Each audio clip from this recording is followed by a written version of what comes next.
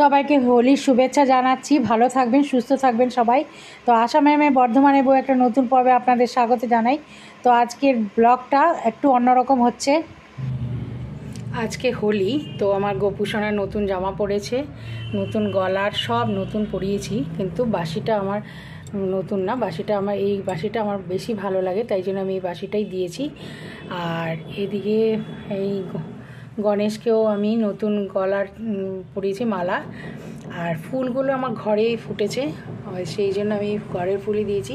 কেনা ফুল আমি দিইনি, কারণ আমার যেগুলো ফুল ফুটেছে সেগুলোতেই হয়ে গেছে আমার ঠাকুরের। আর বেশি ফুল দেওয়া আমি এমনিও পছন্দ করি না, খুব বিচ্ছিরি লাগে, ঠাকুরের হাত পা সব ঢেকে যায়, তাই জন্যে। তো সবাইকে হ্যাপি হোলি। আমার গোপু সোনার সাথে আমি হোলি খেলে নিই।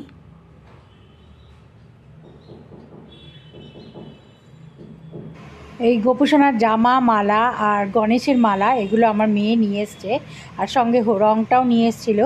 তো যাই হোক, সব গাইকে আমার হোলি দেওয়া হয়ে গেছে। এটা আমি রেখে দিচ্ছি গোপুসোনার জন্য। তো সবাইকে হ্যাপি হোলি, সবার দিন ভালোভাবে কাটুক। তো বন্ধুরা, আমার পুজো দেওয়া হয়ে গেছে, আর এই যে আমার দুইজন প্রসাদ খাওয়ার জন্য এখানে অপেক্ষা করছে। তো ওদের কাছকে একটু চান করিয়ে দিয়েছি, তো এখন এই জন্য ওর গাটা একটু কেমন দেখাচ্ছে, আর এর তো ছোট ছোট লোম, সেই জন্য ওর শুকিয়ে গেছে।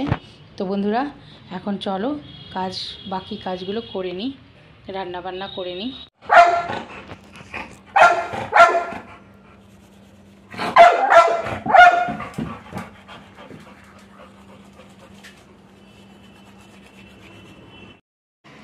ছোলা বানালাম সকালে টিফিনে, তো ছোলাটা একটু মশলা দিয়ে ভেজে নিয়েছি, ব্যাস এইটাই। আর সঙ্গে রুটি, আর এই যে চা, আর ঠাকুরের জন্য যে মিষ্টি দিয়েছিলাম সেই মিষ্টি একটা নিয়েছি।